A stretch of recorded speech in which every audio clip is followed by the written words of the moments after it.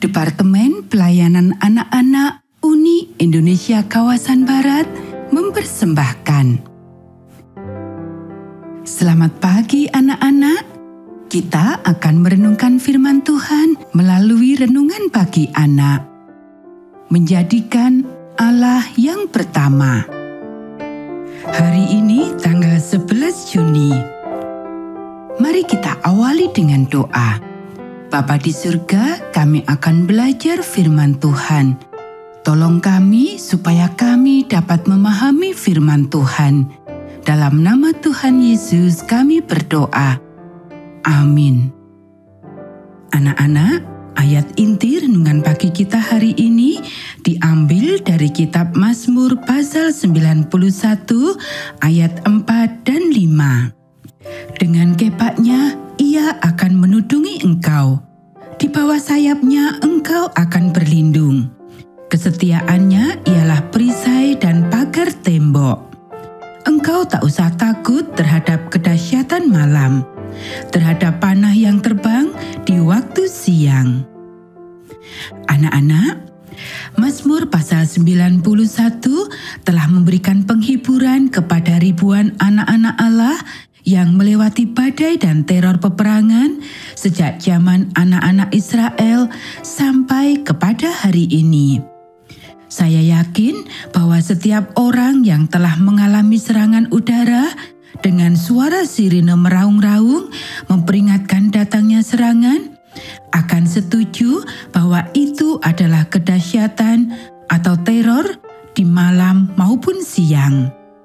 Pada masa Perang Dunia II, tinggallah seorang penyelaras nada piano yang bernama Tuan Ward. Dia telah kehilangan istrinya 2 tahun sebelumnya, dan anaknya laki-laki, Stanley, membantu dia membereskan rumah dan merawat kedua adiknya perempuan yang berusia 9 dan 8 tahun. Suatu pagi, sebelum Tuan Ward pergi bekerja, dia berpesan, "Jika terjadi serangan udara hari ini, Stanley, bawalah adik-adikmu ke parit perlindungan, dan saya akan pulang ke rumah sesegera mungkin setelah suara-suara serangan berhenti." Pada jam 10.30, sirine mulai meraung-raung memberikan peringatan. Dengan tenang, Stanley mengunci apartemennya dan membawa adik-adiknya menyeberangi jalan dan masuk ke dalam lubang penampungan air. Tempat itu cukup besar, ukurannya 62 cm lebarnya dan dalamnya 124 cm. Tempat itu cukup aman. Ada penutupnya terbuat dari beton. Tempat itu bau dan gelap. Segera mereka mendengar pesawat-pesawat pengebom di atas kepala mereka, dan ketika bom-bom itu meledak, anak-anak perempuan itu mulai menangis ketakutan.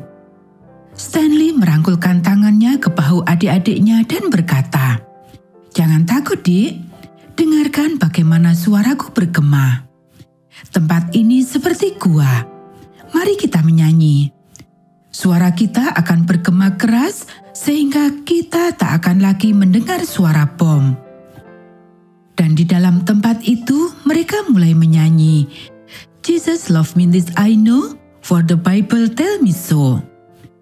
Dan suara mereka bergema dan bergema keras sehingga mereka tak lagi mendengar suara bom meledak di atas mereka. Ketika semua suara itu telah berhenti, mereka merangkak keluar ke jalan. Tapi sungguh mengerikan pemandangan di luar. Satu bom telah meledak tepat di depan rumah mereka. Bom itu menghancurkan tangga depan rumah dan membunuh setengah lusin orang. Tubuh-tubuh mereka tergeletak di sana di antara puing-puing rumah di sekitar. "Anak-anak, kita tak dapat tinggal di sini," kata tetangga mereka. "Mari kita lari, ayah kita akan menemukan kita," kata Stanley. Mereka berlari sejauh 6 kilometer sampai mereka menemukan satu rumah kecil terbuat dari bambu. Dan di sanalah ayah mereka menemukan mereka kemudian, tanpa ada luka sedikit pun pada mereka. "Anak-anak, saya Saya pikir kamu seharusnya menghafalkan Mazmur pasal 91. Suatu hari nanti, kamu mungkin akan membutuhkan penghiburan dari janji-janji Tuhan yang sangat berharga. Anak-anak, demikianlah renungan pagi kita hari ini. Mari kita akhiri dengan doa. Bapa di surga, terima kasih kami sudah belajar firman Tuhan. Terima kasih karena Tuhan berjanji akan melindungi kami. Kiranya Tuhan memberkati kami hari ini saat kami belajar, bermain, dan membantu orang tua. Dalam nama Tuhan Yesus kami berdoa.